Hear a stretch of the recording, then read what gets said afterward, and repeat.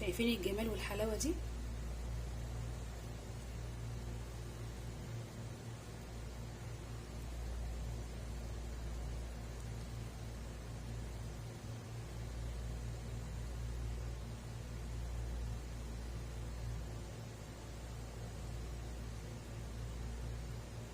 افتحي بقك يلا.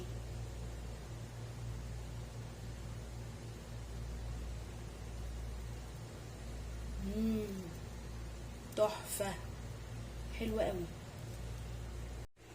وما تنسوش تحطوا اللايك وتشتركوا في قناتي وتفعلوا زر الجرس عشان يوصلكم مني كل جديد.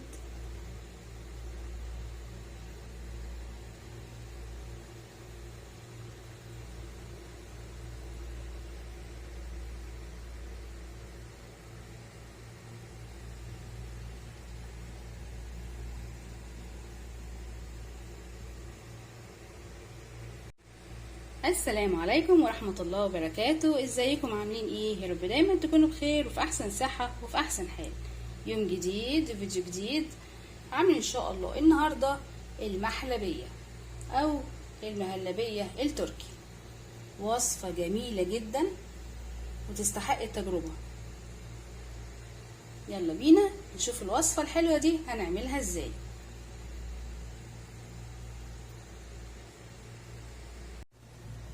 ويلا بسم الله الرحمن الرحيم نبدأ وصفتنا. هنحط اول حاجة لتر من الحليب،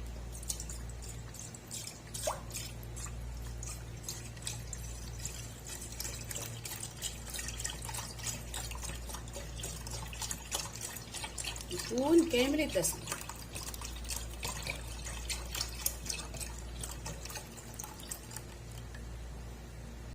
ونضيف عليه كوباية الا ربع من السكر،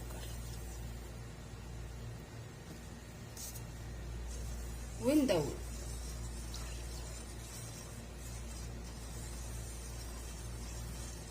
ونضيف عليهم كمان نص كوباية من الدقيق.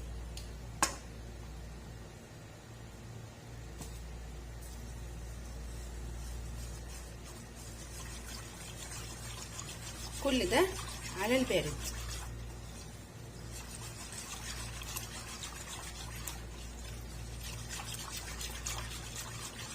وعليهم ربع كوباية من النشا.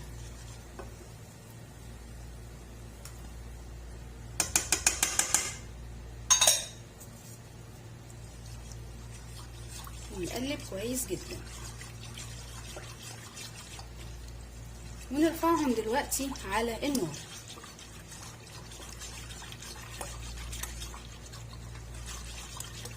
نتأكد ان مفيش اي حاجة وكله داب كويس جدا.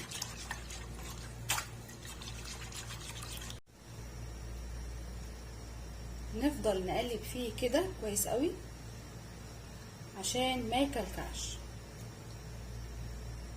يبقى قوامه ايه؟ كريمي كده وحلو.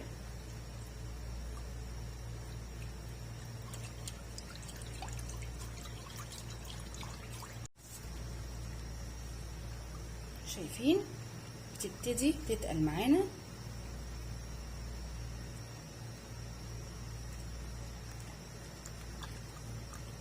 ان شاء الله زي الفل.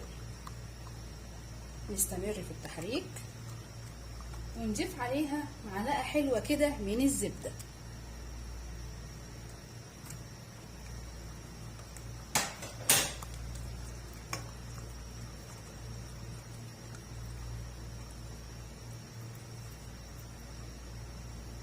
احلى واجمل مهلبية.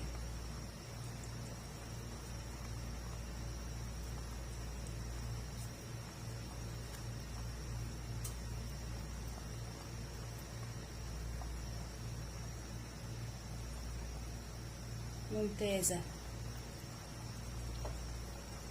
تغلي بس كده معايا ونطفي على النار. طبعا الوصفة لسه ما خلصتش، متستعجليش.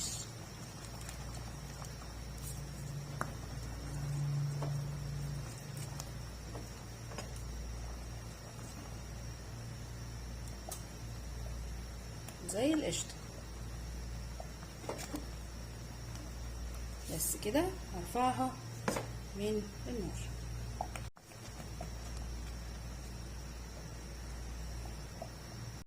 شوفوا بقى، المفروض ان انا هضربها بمضرب ايه كهربائي، بس انا ما عنديش طبعا دلوقتي، فمضطره ان انا هضربها في العجان.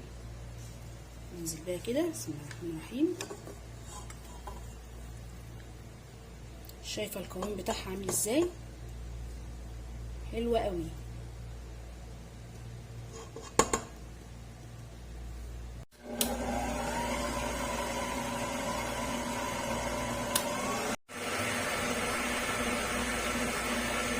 شايفين عامل ازاي؟ طب شوفوا ده شكلها بعد ما ضربناها كويس جدا، خطيرة. يلا بسم الله الرحمن الرحيم.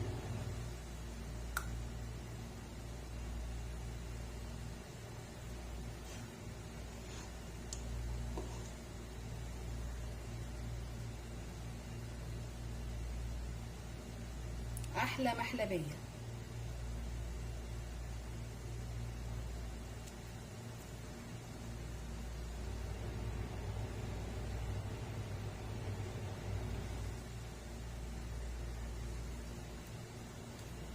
اخلص كل الكمية وارجع لكم. وادي المهلبية بتاعتنا جاهزة وزي الفل، كريمي حلوة قوي. هنسيبها شوية وبعدين ندخلها التلاجة. لو عايزين تزوقوها بقى بشوية مكسرات زي الفل، عايزينها كده برضو زي الفل.